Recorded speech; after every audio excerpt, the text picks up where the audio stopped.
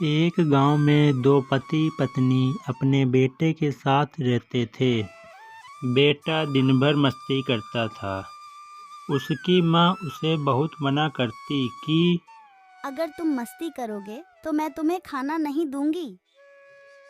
लेकिन वह फिर भी मस्ती करता था और उसकी माँ उसे पूरे गांव में ढूंढती थी और अपने हाथों से उसे खाना खिलाती थी। एक दिन बच्चे की माँ की एक गंभीर बीमारी के कारण मौत हो जाती है। कुछ समय के बाद उस बच्चे के पिता अपने बच्चे को माँ का प्यार मिले ये सोचकर एक दूसरी शादी कर लेते हैं। एक दिन पिता मन ही मन सोच रहे होते हैं कि क्या मेरा बच्चा अपनी नई माँ के साथ खुश तो है ना? क्या मेरे बेटे को उसकी पुरानी माँ याद तो नहीं आती है? मेरे बच्चे को नई माँ और पुरानी माँ में क्या फ़र्क लगता होगा?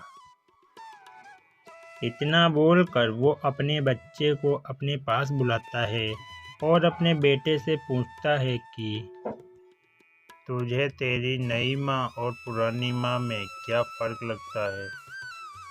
बच्चा अपने पिता को बहुत ही धीमी आवाज़ में कहता है कि मेरी पुरानी माँ झूठी थी और ये नई माँ सच बोलती हैं।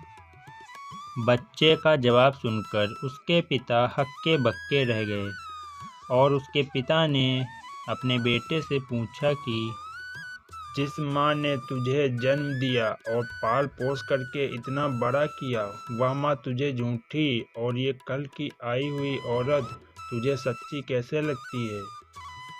मेरी पुरानी माँ मुझे हमेशा कहती थी कि अगर तू मस्ती करेगा तो मैं तुझे खाना नहीं दूंगी। मैं फिर भी मस्ती करता था। इसके बावजूद भी वो मुझे पूरे गांव से ढूंढ कर लाती थी और मुझे अपने हाथों से खाना खिलाती थी।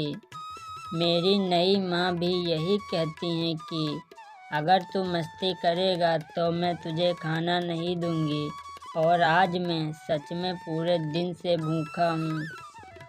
अपने छोटे से बच्चे की बात सुनकर पिता के आंख में आंसू आ गए। इसके बाद से वो खुद ही अपने बेटे की देखभाल करने लगे। कहते हैं कि माँ जैसी बहुत मिल जाएगी, लेकिन जो असली माँ है उसके जैसी कोई और हो ही नहीं सकती। इसलिए हमेशा यही प्रार्थना कीजिए कि भगवान हमारे माता पिता को हमेशा खुश और स्वस्थ रखे। मंदिर में जाकर भगवान को पूजने से पहले अपने माता पिता को ज़रूर पूजें। एक छोटे से घर में हरिया और मोहिनी रहते थे।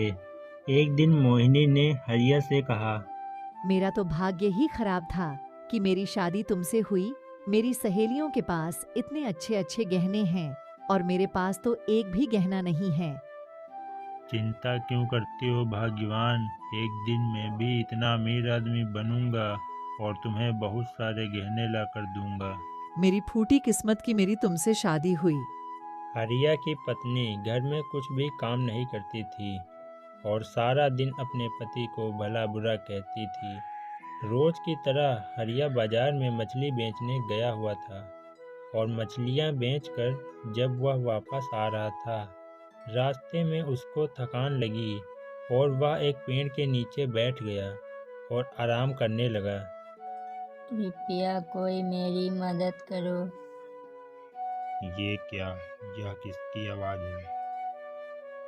इतना कहकर हरिया इधर उधर देखने लगता है और देखता है कि एक चिड़िया घायल पड़ी हुई है। हरिया चिड़िया को उठाकर किनारे रख देता है। चिंता मत करो, मैं तुम्हारे लिए कुछ जड़ी बूटियां लेकर आता हूँ, उससे तुम ठीक हो जाओगी। हरिया ये जैसे ही बोलता है, उसके सामने साधु बाबा प्रकट हो जाते हैं। बालक, मैं तुम्हारी दयालुता से बहुत प्रसन्न हुआ, इसलिए मैं तुम्हें एक जादुई छड़ी देता हूँ। इस जादुई छड़ी से तुम जिस भी चीज़ को छुओगे वह सोने की बन जाएगी। हरिया उस छड़ी को लेकर अपने घर चला जाता है और घर पहुंचकर अपनी पत्नी को बुलाता है। अरे सुनती हो भाग्यवान, जरा बाहर तो आओ, देखो मुझे क्या मिला है। ऐसा क्या मिल गया जो इतना चिल्ला रहे हो? रुको, आती हूँ। यह देखो भाग्यवान, जादुई छड़ी, इससे मैं किसी भी चीज को छूऊंगा वह सोने की बन जाएगी। इतना बोलकर वह एक कटोरी को उठाता है और उसे अपनी जादुई छड़ी से सोने की बना देता है और उसे बेचकर जो पैसा मिलता है उसे अपनी पत्नी को गहने लेकर देता है और अब वो दोनों खुशी खुशी रहने लगते हैं।